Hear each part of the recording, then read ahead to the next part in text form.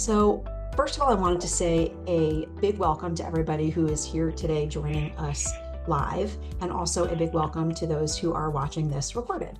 I think most of you know me at this point, but I'm Rachel Justice, and along with Jillian Levinson, I co-lead the Woman to Woman program at Mount Sinai. And I'm really, really so excited for this 3-session series. This is the first session, and the sessions will be standalone. Meaning if you can't attend all 3, that's okay, but we really encourage you to attend all 3 if possible because they will build on each other. So the title of this session is Unlock Your Potential. And I met Bill at a conference and I was so excited with the information that he shared. He's an amazing speaker. He's an amazing thinker. He has amazing knowledge to share. He's an amazing teacher. So we're all in for a real treat for this next hour and for the next 2 sessions. I did want to mention the next one is at this exact time, but because of Thanksgiving week, we're actually doing it earlier in the week. So just check your calendars. Um, so actually, Bill, I was going to read this intro that we wrote for you, but if it's okay, I'm going to let you just introduce yourself because you Sure. can pick parts that are most relevant. And I just wanted to say on behalf of our entire community, a huge thank you. Bill is a very, very in-demand speaker. He is an accomplished best-selling author, and it is a privilege that he's here with us. And you're all going to be super excited when you hear what's happening for the next hour or so. So, Bill, thank you, thank you, thank you, and looking forward. Oh, of course, Rachel. I'm honored and delighted to be with you all. Also, this is my passion project, so I really enjoy being able to share this topic, and specifically because what we'll be doing today and what I'm going to be essentially teaching you today is something that was transformational in my life. So at age 38, um, I acquiesced and went into therapy because I realized that something wasn't working. I was doing well in my professional career, and in fact, had just been named CEO of a bank that had just taken public in St. Louis. So things were on going great. And in part because it was so busy, maybe I delayed going into therapy for 3, 4, 5 years, maybe longer. But I realized that something wasn't quite right in my personal life with dating and intimacy and all the things that normally build like a kind of healthy structure. In my case, I was like the Jerry Seinfeld of dating. This wasn't right. That one, and there was always an excuse, or in my parlance in the book, the lies I was telling myself, about what wasn't working and why and how. And so when I went into therapy, I went as in therapy for an entire year, and it was making some progress, but I said to my therapist, "Hey, can we speed this up? It's been a year of this, and I'm driving in. I have the hour, then I'm going home, and so she handed me after that statement a book titled "Recovery Over Your Inner Child." That was written by Dr. Lucia Capacchione. And Dr. Lucia Capacchione launched the whole inner child movement in psychology. And I got that book and then read it that weekend, and it basically unlocked the problem that weekend, which had haunted me for decades. And it was made possible by virtue of a Nobel Prize winning discovery in science about how to tap into and activate the other side of your brain, the right side of your brain, which is known for higher consciousness and all that, but I'll explain that as we go. But the process was so helpful um, in helping me work through that I didn't actually think to apply it to my job, which was as a banking executive, because it just seemed too personal and too specific. But when I did apply it to my job, it was really helpful. And I was able to use it to be a better problem solver in my job and in my career. And then when I was fortunate enough to be able to kind of rethink what I wanted to do kind of in the world at age 48, and the insight at the retreat was that I wanted to try to help people just in general. And I was like, okay, that's like, how do I do that? And then the idea came up courtesy of my right brain to write a book on this topic. So I was like, oh my God, that sounds like a lot of work. I don't know if I want to do that, but also to leave banking. So I was like, wow, that's a big transformative kind of idea and insight and change. So I ended up doing that and leaving banking, writing the book. And it's been 16 years now that I've been in this space, and it's been wonderful. And so I think of it, that journey is what was initially my Achilles heel has become my superpower, because the what I learned there has helped me in my life, but not only in my life, I've been able to teach it to others and help them work through whatever their challenge is. And because it's a thinking tool, it's pretty much agnostic as to what you want to apply it to. You can apply it to health, you can apply it to diet, you can apply it to work, you can apply it to figure out why you don't like your mother-in-law, why you've always struggled with this person in your life. So it's really it gives you a fresh kind of different point of view. So that's the big nutshell. I'll go into more specifics, but before we go further, does anybody have any questions about that kind of big nutshell kind of comment and trajectory? Um, Hi.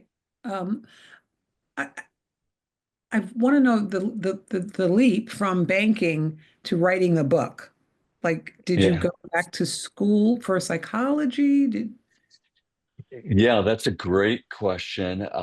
I actually, because I had worked for 30 years and I was tired and kind of burned out, honestly. And if I hadn't been, I would have most likely gone back and gotten a psychology degree. But close to age 50, I was like, Mhm. no, I don't really think I don't really think I have the energy to apply to do that. And so I ended up instead studying under Dr. Lucia Capacchione for 1 year, Oh, and did a 1 year program where she helped me design a process. And essentially what the insight was, I thought, you know what, I want to attempt to uh, do and extend what Lucia was doing with trauma and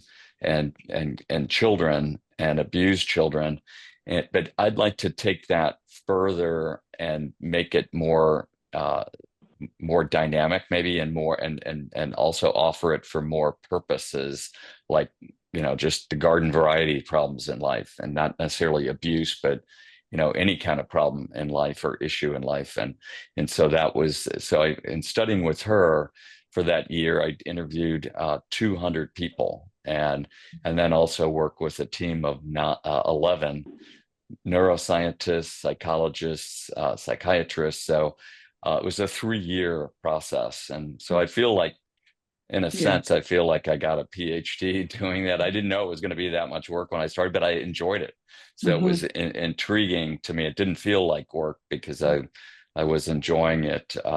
So I think of myself, and it's a good distinction. I make the distinction of thinking of myself as a coach or a advocate for a Hmm. different way of thinking, for the sort of right brain way of thinking, Hmm. versus trying to do therapy, because I honor the therapeutic approach, and I was in therapy for 8 years, so I understand pretty much what it is and what it isn't. But I realize that there are many arrows in the quiver, so this is just potentially one more arrow in the quiver.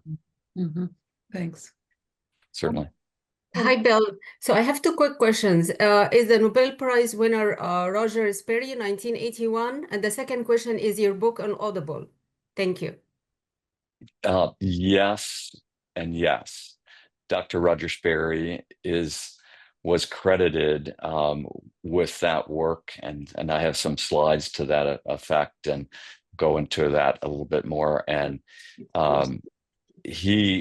interestingly enough, it was a sort of byproduct of the work that he was doing with patients with epilepsy. And they found with those patients that when they cut that thing right there in the middle of the two hemispheres, the corpus callosum, that it helped with the symptoms of epilepsy, but it also created some unusual outcomes. Like, for instance, if you say to one of those patients, grab the pen, they will hear that command through both sides of their brain, and they will get in a tug of war with themselves. And there's some really still evident YouTube video footage of this. Like, if you Google split brain patients, you'll see them in this tug of war. So there's also another great book that came out of this. If any of you are coming out of the creative arts community, Drawing on the Right Side of the Brain, Dr. Betty Edwards launched the whole big movement into drawing, trying to help us learn how to draw better using Dr. Sperry's sort of base level insights. Thank And you. then it is on Audible, as far as I know. I didn't do it, unfortunately. I guess they didn't want me to do it. No, they didn't invite me to do it, but it is, I believe, but I haven't checked recently to see if it's still up there, because the book was originally published in 2012, and then the update was in 2014 with Simon & Schuster. So it's been a while. So I'm not sure if it's where it is at the moment. Any other questions? Good questions. All right, I'm going to jump into share my screen now, because I have some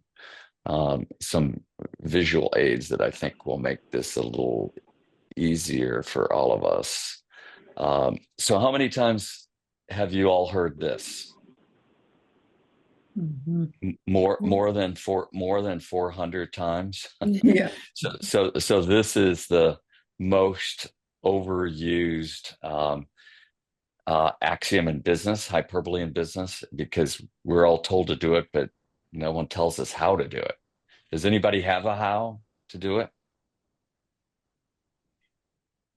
Okay. Yeah, it's in the many things that I've tried in my life. I'm 67. I've not found anything that works better than what we're about to do, which is why I'm still out there talking about it, because it is effective. It is, in fact, like a version of literally sort of unlocking your brain.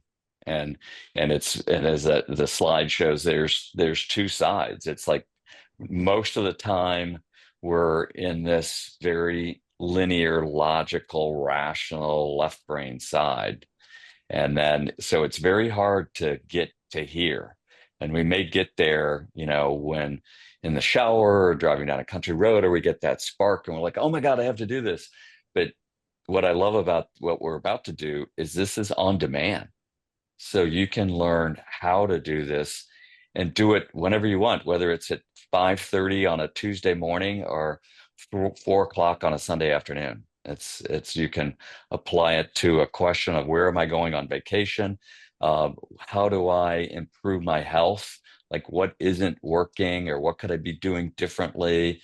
Or, what matters do I need to deal with family members that I've not resolved yet? So this can be applied to all those. So as a way to kind of warm up your brains here, what I'd like you to do with your dominant hand, and I'll explain how this works in a moment, but I'd like you to look at that image on the screen and write down as many things as you think the image represents. Go with your dominant hand.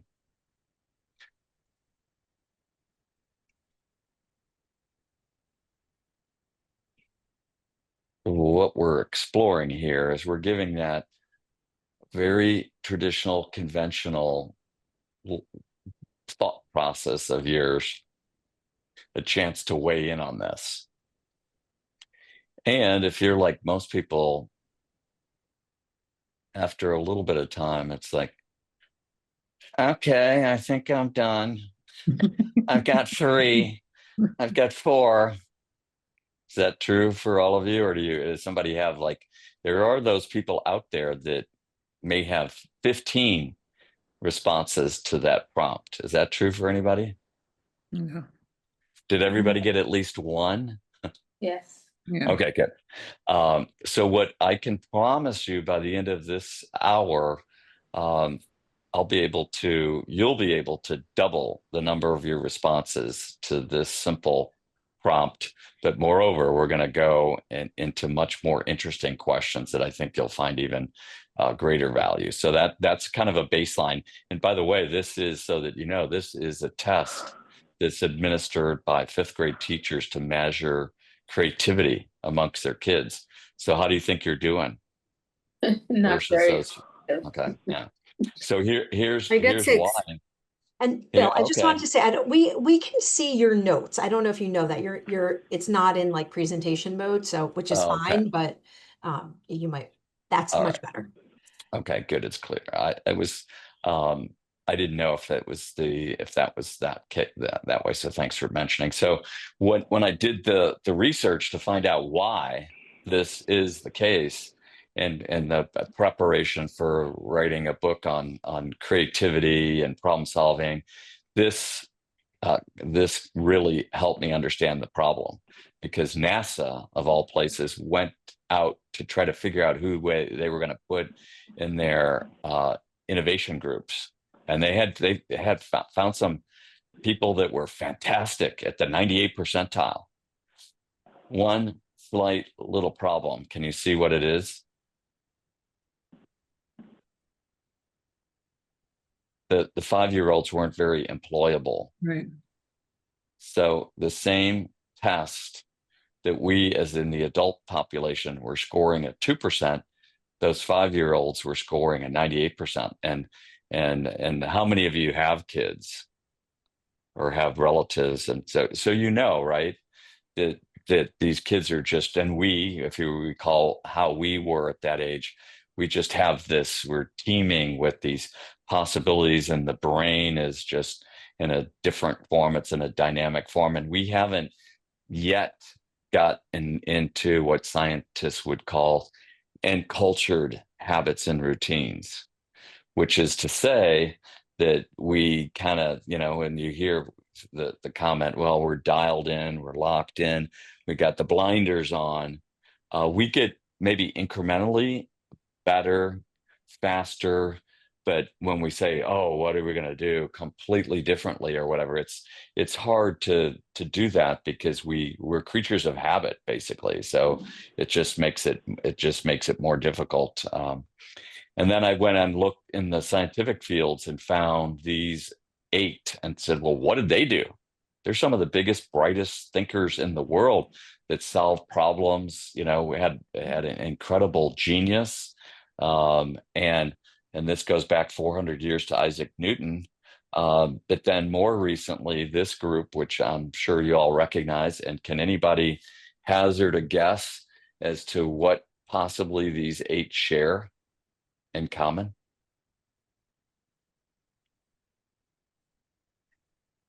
They've scored higher.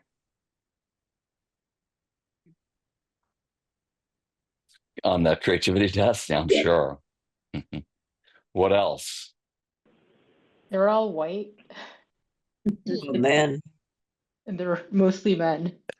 Except for Marie Curie, and Sergey Brin is also in this group, but not shown here. Yes, good observations. And also, this wasn't trying to make a exhaustive, complete case. I was looking as far as I could go in a reasonable amount of time to determine this, because as it turns out, this is not a group you necessarily want to be in. I think they're all problem solvers, and they don't take no for answer, and they always try to find a way. We can continue to say thinking outside the box, but resilience in problem solving. Yeah, I'm sure that's true. From what I've read, anybody else want to hazard a guess? I think they all have a quality of curiosity. I'm sure that would be true as well. So rather than make this any more painful, would you believe that all of them, all 8 of these, Marie Curie to this group, to Einstein even, would you believe they were all done by age 30? And what I mean by that is they were all complete with their most of their scientific discoveries were complete by age 30, and then they fine-tuned as they went along. And so the disappointing thing there is, if even for these brilliant minds, if they were done by 30 and didn't have any big new breakthrough discoveries past age 30, what does that mean for the rest of us over age 30? Like, what are we supposed to do? Right? How are we supposed to break through if they can't? Like, what can we do? So I don't want to be the sad cat. So this solution that's going to be coming forward is a way of breaking through past age 30 and being able to get to that creativity, because so many of us do this, right? Don't we? Right? In our work, in our life, with our families, we just keep doing it because that's all we know. That's all we got. And it can become like this. It can become that ball and chain, because when we get dialed into those habits and routines, it can really cause problems in our life, because we're just not making the progress we want to make, or we're feeling not as satisfied. So that brings us to, if true, what the hell can we do to get unstuck, right? When we're in one of those habitual habits and routines, what do we do to break through? So this is and I got to the punchline earlier. A young star athlete named Roger was admitted to Oberlin College in 1931, and because he had an interest in science, and he met his professor, who was doing interesting work, who had studied under William James there, and the father of American psychology, and he agreed to move his disabled professor around the campus and to help him attend meetings and so forth. And so he got to listen in on all the stuff that was happening at that time in neuroscience, and got hooked. Ended up going to Caltech and Harvard and University of Chicago, and won, you might say, through creative collision, won a Nobel Prize in 1981 based on the research that he did on hemispheric division in the brain. So it's his breakthrough work from 50 years of work in the field that led to this breakthrough. And I want to be clear, there's so much since that scientists have learned about the brain, that this is in no way meant to be exhaustive. And some have even said in the decades since, hey, that stuff doesn't even apply anymore. We've got the prefrontal cortex, we've got all these different areas, we've got all this other stuff going on. And so there's more to do. And there's more to the way the brain works. And so I say to all of that, and I had some consultants, top, and in fact, the consultants at University of Chicago neuroscientists were part of, studied under the Sperry, and we're in the Sperry lab. Dr. Murray Sherman was there in the Sperry lab way back when, and his point of view was, you know what, don't depend on us scientists necessarily for everything. Go out there, and if you've got something that's working for people, and it's working for you, and it's working for people, go out and try it and judge for yourself. If it works for you, great. If it doesn't work for you, great. But just get out there, and sometimes the science is behind. So that was good for me to hear way back when, those 16 years ago, when I was beginning to get into all this, because it was helpful. I may have been a little bit sheepish about being a banker, trying to break into this world and trying to learn something about it, trying to offer something. So what Sperry discovered was that the two sides of the brain are responsible for different functions. So the left, and interestingly, 92% of us are right-handed, controlled by the left side of the brain. And so the left side does all these things that, put gas on the car, food on the table, the logic and reasoning and traditional thinking, linear ordering, goals, speech. You recall Gabby Gifford, that brain went through the bullet went through the left side of her brain.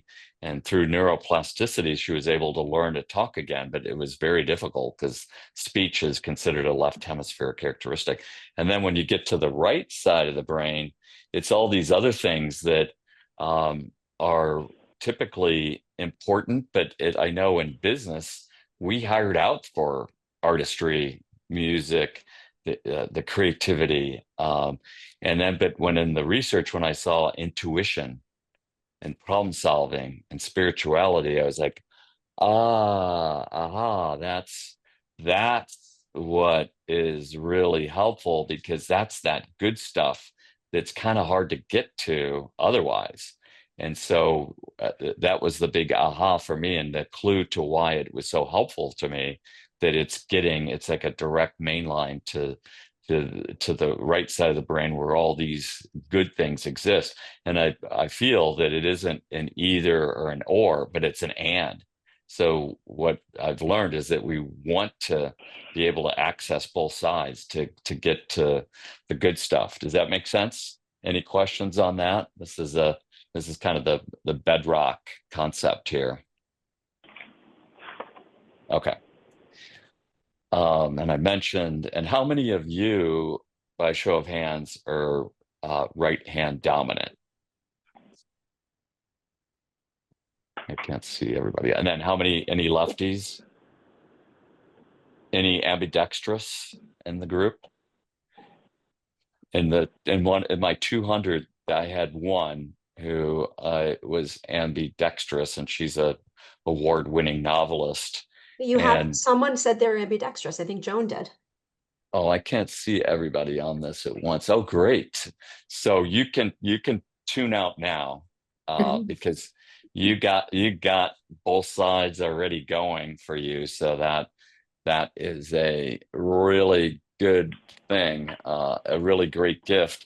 And for my subject that was ambidextrous, even for her, the award-winning novelist, super talented person, teaching at Washington University in St. Louis, she when she came in and did what we're going to do in a minute, a practice question that goes deeper, I said, well, what problem are you trying to solve right now or thinking about? She said, well, I have 6 weeks booked in Michigan at a house for a writing project, and I think I know what that topic is going to be, but I'm not sure.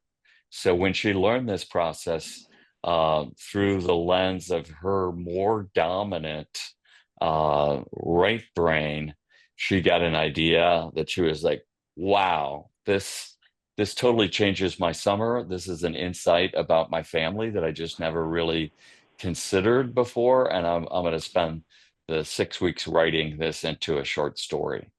And she did. And so it's even for people that are ambidextrous, my point is that it can be helpful, because even with them, and she had the superpower of writing her novels with her right hand that was more dominant, while editing simultaneously with the left hand, the less dominant left hand. So yeah. So, and I was like, bullshit. And then she's like, no, I really do. Maybe somebody needs to mute, perhaps. Hello. We got some dishes being made, tossed around. But so she was able to write, and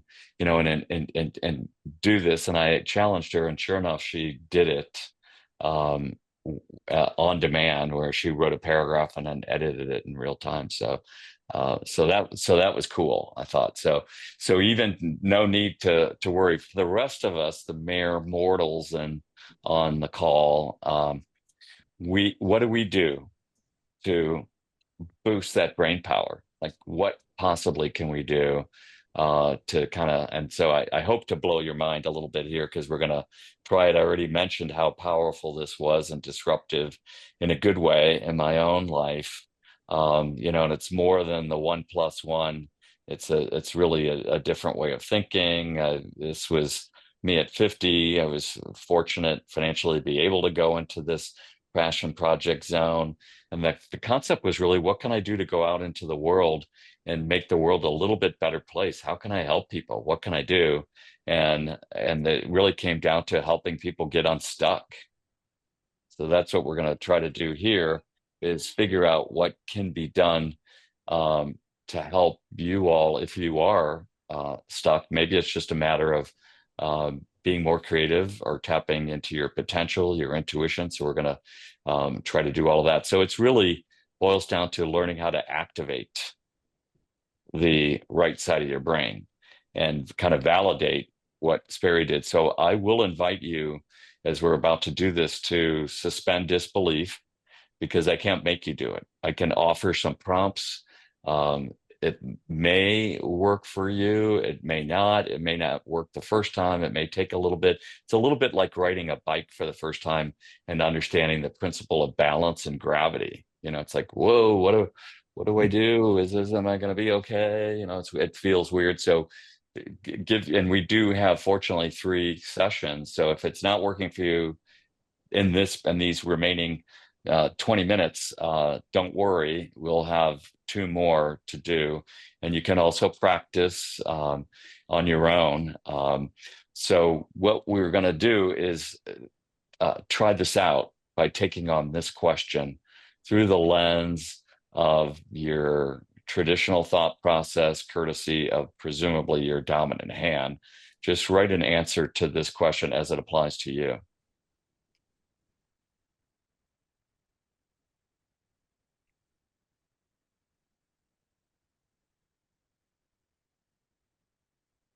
I don't see what.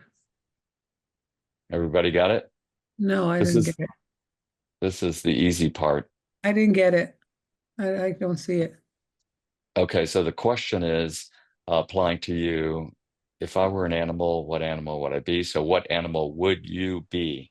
Just write whatever you think is true. And so for most people, when they do this in the traditional thought process with their dominant hand, they might be thinking this animal, that animal, blah, blah, blah, and like, oh, which one should I be? And then they go through a reconciliation and they write down one. Is that true? Is that what happened with all of you? No. Okay. Okay, so I'll share a little bit more, and you can share what you got in a couple minutes here. So now what we're going to do next is what some of you may have already done, either intentionally or unintentionally. I want you to put the pen or pencil in your non-dominant hand. And if anybody's a fan of Monty Python, this is the part where they say, and now for something completely different. This is that part. So with the pen in your non-dominant hand, just begin by writing your name or printing your name, just to prove that you can with your non-dominant hand. And it feels weird. It's, as I think back, it was when I went to business school, I hand wrote my papers with my dominant hand, and I didn't even know how to type. I had to pay somebody to type my things. And then it was only a couple of years later, I got to a consulting firm in Los Angeles, and I said, oh, who types our stuff? And they're like, what do you mean? I'm like, do we have somebody that type? And they said, no, you have to type it. Like, I don't know how to type. My boss was like, well, you better learn. It's like, holy cow, when did that happen? So not to be confused, the act of typing is a motor skill where we're using that non-dominant hand as well as the dominant hand to find the A, the S, the D, the F, the G, but it's different than what we're about to do, because that is kind of a motor skill. What we're attempting to do next is, and I will invite you to put the pen in your non-dominant hand, squeeze it, maybe especially if you're feeling a little off today, squeeze it even harder, because we want to try to activate the neural pathways from the non-dominant hand to the right side of the brain. We're going to try to get to that good stuff. So just squeeze that pen and part of the invitation is to let go. I'll invite you, if you'd like, to close your eyes, to reset your brain, let it flatline. If you're a type A, let it go. Let it go. Because if you're a type A, you're going to be like, what the hell? I just answered the question. I got that dog last time. Blah, blah, blah. Let that go and just relax. No judgment. And with the pen in your non-dominant hand, I want you to imagine your brain flatlining and to trust that it's possible when I ask you this question, that through when you activate the neural pathways to that flow state of the right side of your brain, I want you to trust that it's possible that an answer can come forth without you thinking about it. You may see it, feel it, hear it. You may start writing something, which often happens with me. I don't even know what the word is going to be until I finish writing it or the sentence. So just trust the process, let it work. Go to that higher self, that spiritual part, that artistic part of that flow state of yourself. So everybody ready? So with the pen in your non-dominant hand, and keep your hands separate and ideally legs separate as well, not uncrossed. So the prompt here is applying to you. If I were an animal, what animal would I be? Bam. Write it down. So what animal would you be? Bam. Write it down.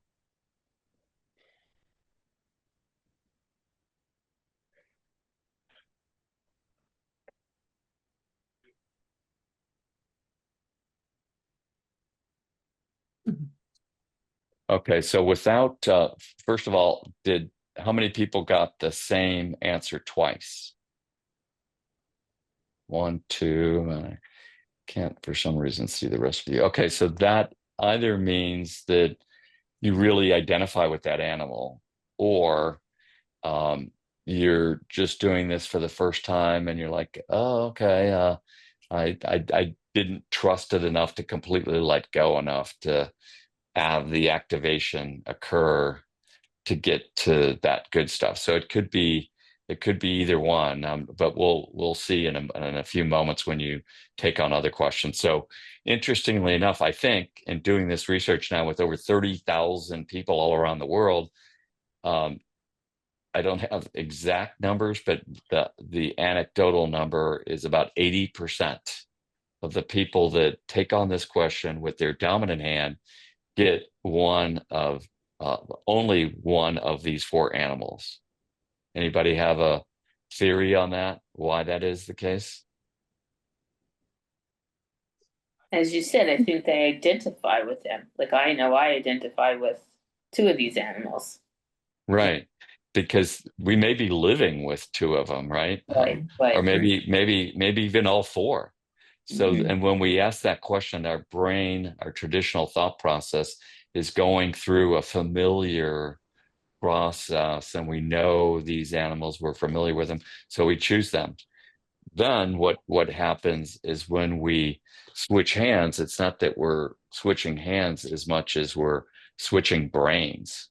So something very different happens. And oftentimes I see people covering up their answers because they're like, oh, I don't want the person next to me to see what this is. And it's whether the animal is literally true or metaphorically true about them, they get a very different response. So having said that, does anybody like to offer and share the 2 animals and what you think they might mean?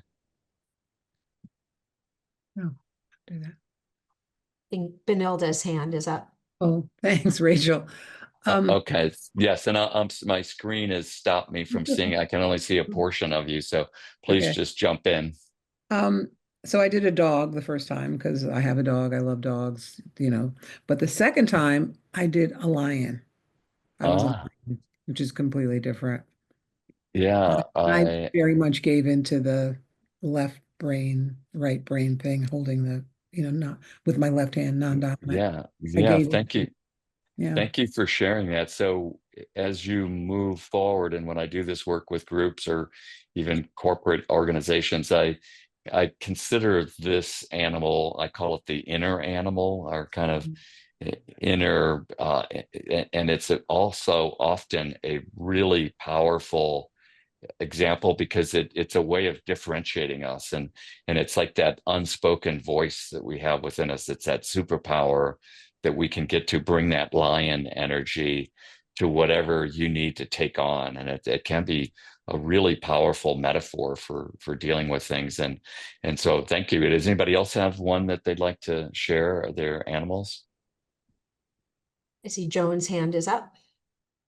Okay, Joan. So the first time I immediately went to, it's a totem animal, bear. It's been with me for decades. So I was glad to greet it. But when the left hand happened, in a very fleeting way, Raven showed up. So I thought that was I a love that. Yeah, I love that. And thank you for all of you for indulging and going with me on this, because it's the hardest time to do it is like riding the bike the first time. It's weird the first time because we're like, I don't know if I trust this. I don't know what it is. So there's a tendency to doubt.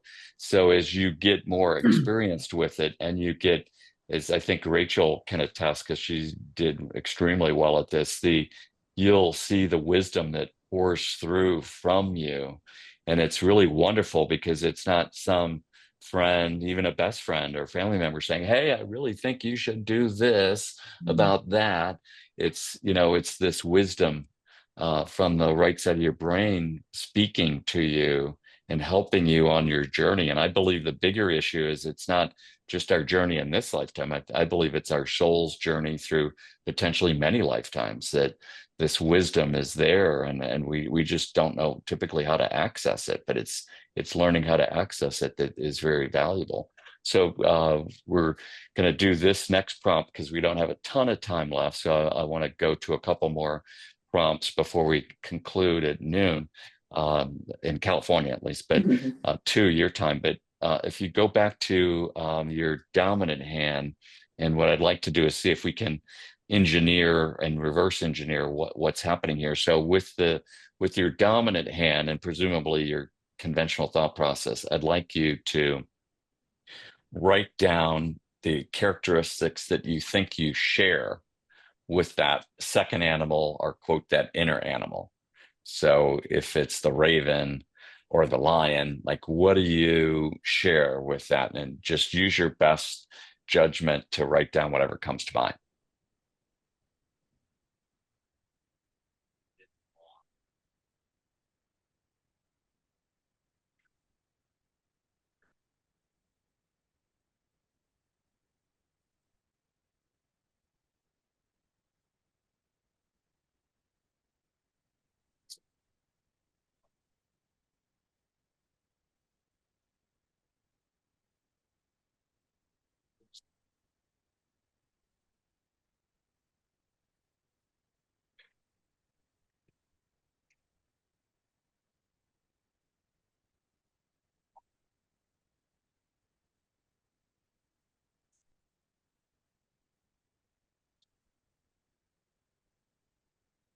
Okay, everybody got that one? Okay, great. Now we're going to go to part B, and we're going to again switch hands and hopefully switch brains as well. So with the pen in the non-dominant hand, what we're essentially trying to do is go ask the right side of our brain that gave us that animal why. Basically, like, why did you give me that animal? And so we may think we know the answer, but there's also the possibility that there may be other possibilities that come through. So we're just going to allow whatever's there to go from the right side of our brain through the neural pathways down onto the page in response to that question, which I'm going to ask you in a moment. So with the pen in the non-dominant hand, hands uncrossed, and everybody's got their own, quote, inner animal, whether it's the raven or the whatever it is, the wolf, the bear, whatever it might be. So just think of that animal when I say your inner animal. So the prompt is clear your head, no judgment, allow it to come through, may take a breath or two. The question is, hey, right brain, what characteristics do I share with that inner animal you gave me that I wrote down? Boom. What characteristics do I share with that inner animal? Bam. Write that down, maybe 1, 2, 3, whatever, 4, 5, 6 things, whatever it is, just write them down. You can judge them later. Just right now, we just want to capture. Okay, so what did we potentially learn here? So did anybody, through the courtesy of their non-dominant hand, get some interesting ideas, possibilities about the animal? And sometimes they're not linear, like the traditional left brain kind of version would be. They may be something like of something that you may not even think applies to a raven. It might be like upset, or it might be creative, or it's like, how does that apply to a raven? So what the right brain is doing is just using a different thought process to share things about yourself that are literally true or metaphorically true. And sometimes they're very vulnerable things that we don't necessarily want to open up and share. So I respect the fact that if you'd like to just keep these to yourself, that's fine. If you get one you don't understand, later on today or right after this ends, you could be asking the follow-up question, why in the heck did I write down that? Why did I say fill in the blank? I don't get it. Like, what does that have to do with a raven? And that will help you understand and unpack like what's going on here. So it's the beginning. This is the beginning of what is a huge self-awareness opportunity. And in my book, there are 52 questions. So we're on question 2. So there's a lot to get to if you want to.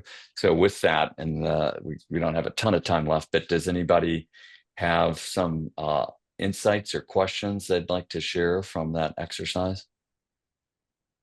Yes, Jen. So I Oh, came up with the same animal twice, and I wrote the first thing that popped into my head the second time.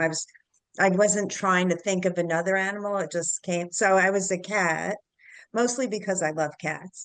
But with the left hand, I definitely came up with some more characteristics of why I chose the cat. And part of it was because they're curious. They I can't read my handwriting because I wrote it with the left hand. They're comforting. And what's the other one? Oh my gosh. Oh, they have good instincts. So that's what okay. I came up with the left hand. With the right hand, I came up with knowledge and calmness. Okay. And which hand is dominant? Right hand. But I do Okay. try to use my left hand whenever I can because I'm trying to increase my brain cells Mhm. in general, but I still can't Mhm. write very well with it. Yes, thank you for sharing that. And I'm also glad because you brought up a really good point around reading what we've written. And still, this happens to me all these years later, decades later. My handwriting isn't that much better all these decades later. And when I write a word that I can't understand what I've written, I go back to the non-dominant hand and I just simply ask the question, what is that word? And it's like just by asking the question, we get the right brain to prompt, and most times I'm able to figure out in seconds. So you might try that as a way of understanding it. And then also the tip 2 is if you get something that you really like, and hopefully in this series you will, that you might want to rewrite that and potentially make it a screensaver, maybe put it to colored markers. And if it's an aspirational thing, put it out there. So you're not, because as humans, we'll tend to judge it, be like, it can't be that great of an idea. Look, it's all hand scratching, nasty writing. How good can that idea? So we tend to, play it down. So you'll want to honor what is, if you feel it's something worth honoring, then make it so, put it somewhere where you're going to see it. Chantel. I also got lion. I will say my first word was bird because I like birds. And then when we switched to the left hand, initially I actually had a vision of a bird, but then when you prompted us, I had a vision of a lion, which came out of left field for me, which is interesting. And some of the words made sense to me, but the one that surprised me was pride. Um, and I think it's both like, having pride, but also some of the other words that came were family and group and loyal, Mm. brave. Yeah, I got a number of them. So I'm really, this is very Yeah. cool. Yeah, Yeah. wisdom, fast. But the two that you mentioned, ones that I don't know what to make of hearing and chocolate. I'll work on that, but they popped What up at said the what end. was the first Hearing, one? hearing, Oh, hearing. oh. I have no idea. Hmm. So Well, interesting. so your homework assignment is to find out why. So you can ask the question, and when you're doing this on your own, think of it as conversations with both sides of your brain. So when you're doing it on your own, what I do is with my dominant hand, I write out the question, why did I write chocolate? And write that out, and then I won't be there to prompt you with my voice. So instead, you read it, put the pen in your non-dominant hand, activate, read the question, and just allow your right brain to answer for you. So it's something you can get really good at, and you can ask. There are times where I'll spend an hour going back and forth, question, answer, question, answer, question, answer, until I get to something that feels meaningful. So yeah, great result there. Thanks for trusting.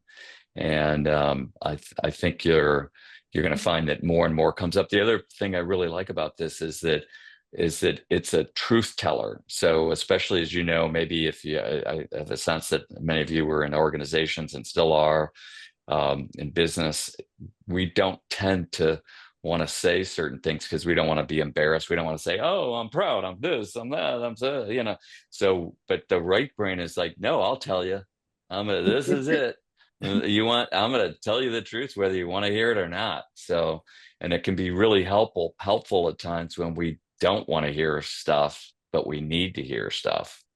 That's as the two more sessions go, that's where it's really going to get good, because some of the information we get, and it's not that we have to do it because it's being activated and we're on the page from the right side of our brain, but it's something we at least need to consider, and you can decide whether you're going to do it or not do it, and you'll be able to tell because it'll be a pretty profound kind of feeling. You're like, oh boy, now I have to do what came through over here. I don't really want to, but I can see that that's the right thing to do.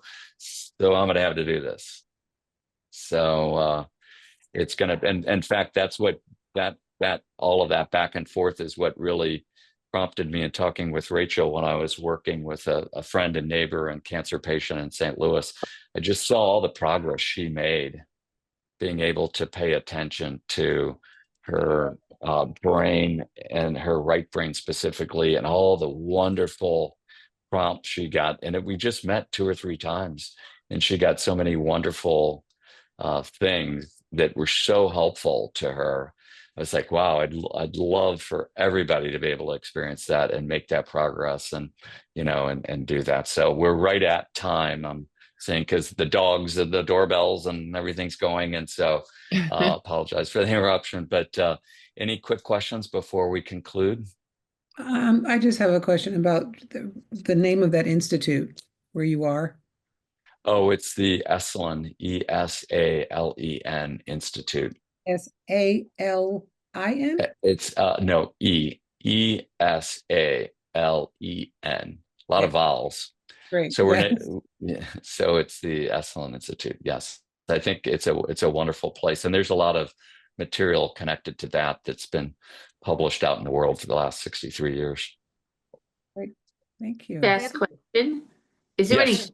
we should be doing to prepare for next time, or just to maybe make more awareness out of what we Yeah, thank you, Michelle. That's a great question. Your homework assignment is to ask the question as many times as you want to on as many days as you feel like it. And maybe just getting a point of difference is to ask the question, how am I feeling today? and then take that question on, not surprisingly, get your dominant hand and your traditional response done and capture that. And you can do it in either order. I usually do the dominant hand first, just to kind of prove to myself that I wouldn't have had that thought otherwise, because I had a perfectly good chance to answer it. Now, when I switch to the right side and the right brain, I'm answering the question, how am I feeling today? And you'll find where the wisdom and magic begin there, because you'll start to learn stuff about how you're feeling, and you're like, oh, wow. And it doesn't have to be a one and done. It could be a one and many. It's like, well, why am I feeling that way? This is how I'm feeling, but why? What caused that? And you can keep going deeper and deeper if you'd like. And that's where we're going in subsequent sessions, is to use this as an extra arrow in your quiver to help in your thought process about anything you want to be thinking about, helping you find more of your potential. Thank you so much. This, you. Thank you. I hope that you're all as excited about this as I was when I first learned it. And it's just, I think, especially the point, Bill, that you make, that this is not some external thing. This is all the power you have within you to do this. And as we go on and these questions get kind of more, a little more deep, I don't know, my mind was blown when we did it. I was so surprised because I think I just wasn't expecting it. And I was like, we got to bring this to woman to woman. So thank you. Thank you. I hope you all will be here next week. Tell other people to come too if you want. Again, it kind of shifts, but hopefully you'll all be able to be here. Again, next week we are meeting at the exact same time, which is 2 p.m. a week from today on Thursday. But the following week, because of Thanksgiving, we're actually meeting on Monday instead, the 24th. So again, just mark your calendars, because it does build on itself, the skill. And again, just a huge thanks to Bill for. Oh, sure. Well, if this was the most difficult one to get through, because it's the least fun. So Yeah. we're really gonna get to some really cool stuff where you really get to feel your own superpowers. It's really cool, powerful stuff. I think you're really gonna enjoy this journey and find it one of a deep sort of opening and an awareness. So thank you so much. If you're willing to hang in there with us, I can pretty much guarantee it's going to be worthwhile. I second that. So, Okay. and thank you again. Thank you for Thanks, Rachel. Thanks so for the generously invitation. your time, your expertise, your passion, with us and with our community. And again, it's really a privilege and an honor. And we will see you next week. Okay, So great. thanks, everybody.